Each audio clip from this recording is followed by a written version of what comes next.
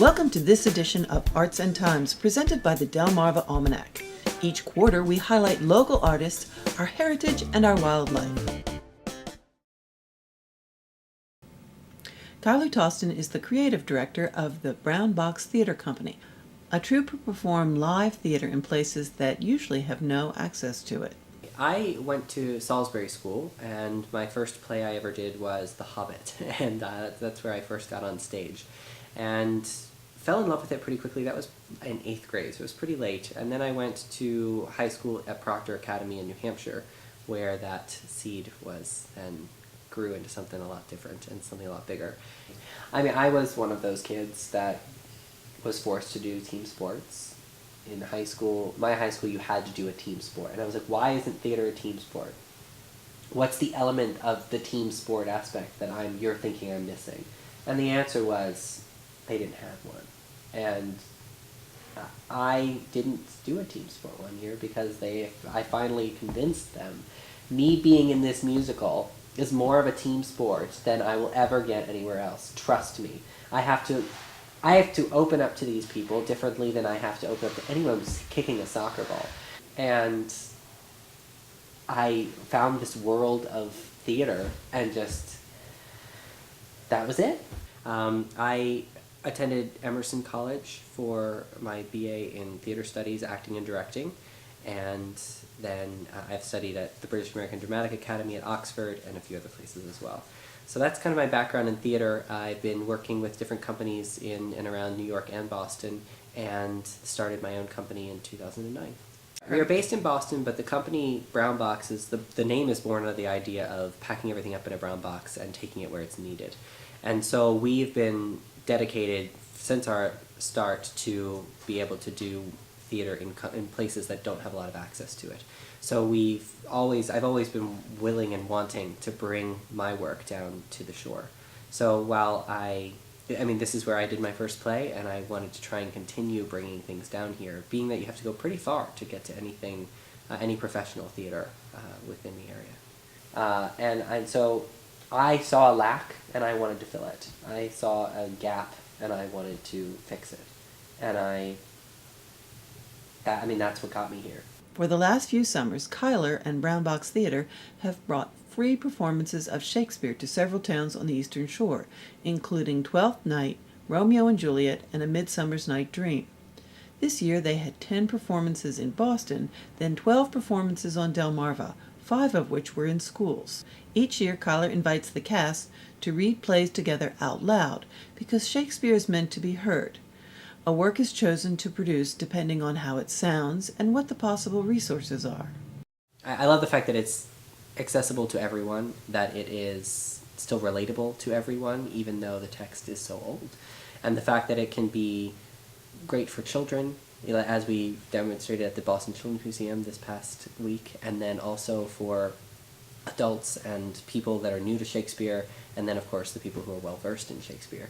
But the text goes to places that everyone can understand, goes to places that everyone can relate to.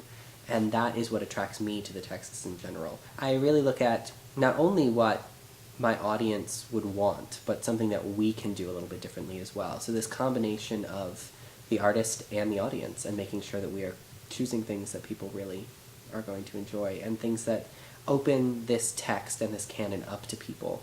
As we get more and more familiar with it, we will go into places that maybe not as many people are familiar with. Recently, the company traveled to Mexico and worked with a group of mostly untrained actors.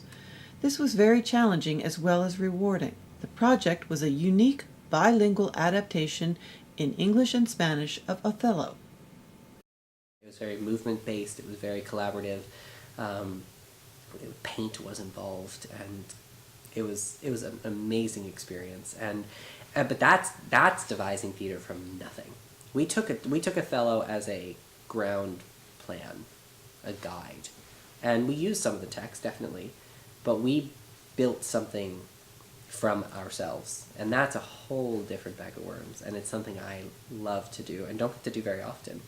But I think that's something we are working to really hard to try and do, is continue that work with that company, because they are It's very exciting. The energy is very exciting. The type of work we can do with them is different than anything I've ever seen in the U.S. The company also performs new original plays which have not been widely produced. Working with a playwright as well as with the cast and crew is a long and rewarding process of discovery. I love collaborating with as many people as possible throughout the process. From the day one, I have to be collaborating with a playwright if it's a new piece.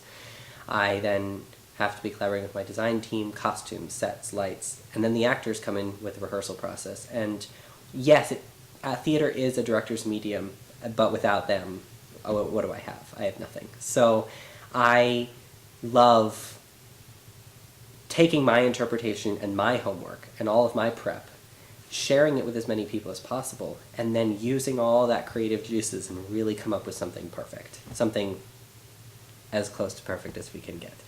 But then you have to collaborate with the audience and seeing how things change. The moment laughter starts coming into the room again, it starts there and then it disappears because I've seen this 100 times. My stage manager's seen it 100 times. We're not laughing as often.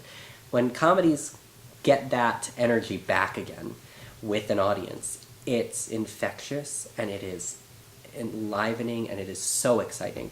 So that's why we do live theater, getting that immediate feedback.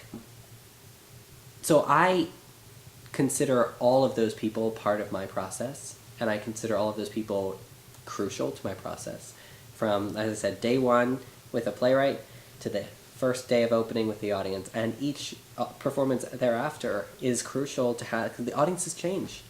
Some people think certain things are hysterical when other people are dead silent, and it's just the nature of the beast, and it's why we love doing it. Because many of their performances are outdoors, Kyler looks for actors who appreciate the opportunity to work in changing, sometimes unpredictable environments. He says that as a director, his job is to help the actors find what they need to perform, bringing together all their various life experiences and training. To see people just open up and start that process of getting in touch with their own body, understanding what they're feeling, that's what acting's all about. I mean, this is our instrument. Mind, body, soul, the whole deal. We have to be in touch with who we are and what we do. I don't block. I discover movement with my actors and then set it in stone, which is technically blocking. Yes, but I don't say, you go here, you go there, I want you there, and then something like that. I work really hard to try and make it fluid and make it feel something that they, as an actor, can really embrace themselves or discover themselves. Because the fact is, I can tell them to cross left 1,200 times, but if they don't understand why they're doing it, they're not going to remember, or they're not going to do it well. And that's half the battle. That is acting, is making sure that every motion, every action has an intention and has drive and has stakes and has all of those things. The Brown Box Theater Company and other groups like them depend on grants and community support so people can enjoy free performances. Now they are working on plans to bring original works to audiences hungry for more by these talented troubadours to places like the Ocean City Center for the Arts and a newly renovated space being developed in Snow Hill.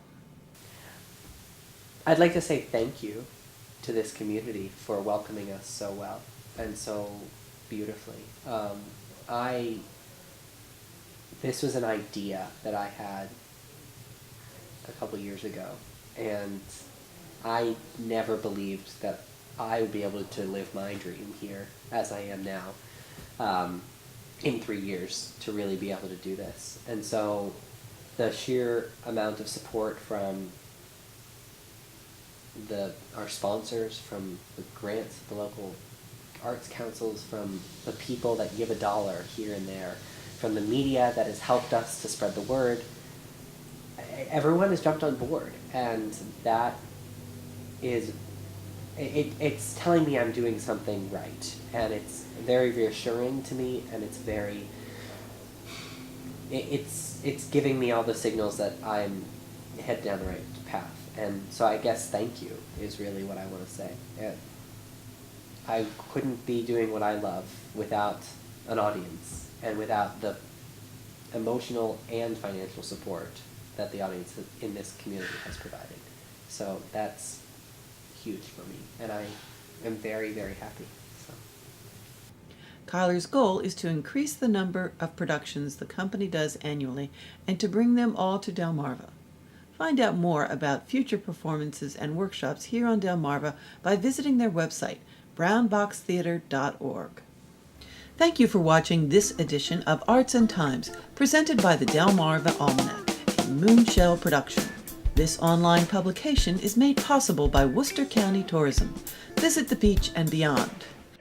Pick up the print edition of Arts and Times Tri-County Events Calendar at area galleries and cultural attractions. Eat, Drink, Buy Art on Delmarva. Visit eatdrinkbuyart.com and find out about the vibrant art scene on Delmarva and the towns where you can find our amazing artists, galleries they are shown in, and great places to have a meal and a beverage. Support local artists. Eat, Drink, Buy Art on Delmarva. Visit artsandtimes.org for other videos and a complete calendar of arts events on Delmarva.